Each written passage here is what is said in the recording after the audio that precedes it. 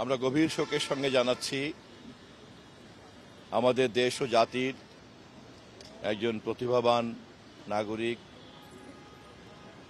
শিল্প সাহিত্য কলা জগতের একজন অভিভাবক মোস্তফা মনোয়ার আমাদের মাঝে আর নাই। একজন গুণী মানুষ হিসাবে তিনি আজীবন তার গুণের আলোতে আমাদের প্রজন্মের অনেক মানুষকেই আলোকিত করেছেন। তার কর্ম, তার চিন্তা, তার বক্তব্য যার মধ্যেই প্রবেশ করেছে তারা সকলেই প্রভাবিত হয়েছেন একজন সুনাগরিক হওয়ার জন্য। প্রকৃতির নিয়ম অনুযায়ী তিনি আমাদেরকে ছেড়ে আজকে অনন্তকালে যাত্রা করছেন। আমরা তার এই অনন্ত যাত্রার সময় সর্বশক্তিমানের দরবারে তার জন্য জান্নাত কামনা করেছি, তার আত্মার মাগফিরাত কামনা করেছি এবং আমার পাশে দাঁড়ানো তার পুত্র সন্তান সহ, তার বিধবা স্ত্রী সহ শোকসন্তপ্ত পরিবারের সকলের প্রতি আমরা সমবেদনা জানিয়েছি।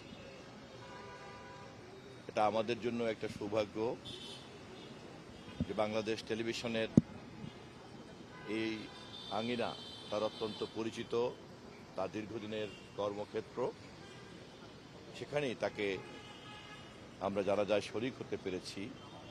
এটা বিটিভির জন্য এবং তথ্য মন্ত্রণালয়ের জন্য এটা একটা সুযোগ যে আমরা তার শেষ যাত্রাতে তাকে সর্বশেষ সম্মান দেখানোর সুযোগ পেয়েছি। আমাদের দেশ এবং জাতির এই বিশাল জনগোষ্ঠীর মধ্যে যখনই আমরা কোনো প্রতিভাবান মানুষকে পাই তখনই সমাজে তার আলো ছড়ানোর যে ক্ষমতা, তাকে সমাজ এবং রাষ্ট্রের সম্পদ হিসেবেই গণ্য করা উচিত এবং মৃত্যুর পরে ওই ধরনের মানুষের কর্মকে প্রচারের দায়িত্ব রাষ্ট্রের এবং সরকারের থাকা উচিত।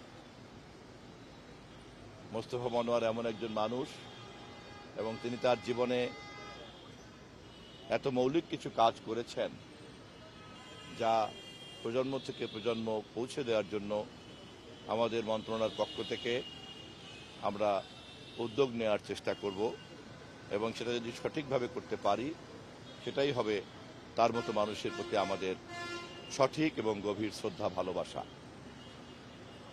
এই অনুষ্ঠানের সকল দর্শক শ্রোতাকেও আমি তার ব্যস্ত কামনা করার জন্য, আত্মার মাগফিরাত কামনা করার জন্য, দোয়া কামনা করার জন্য এবং তার শোকসন্তপ্ত পরিবারের প্রতি সমবেদনা জানানোর আহ্বান জানাচ্ছি।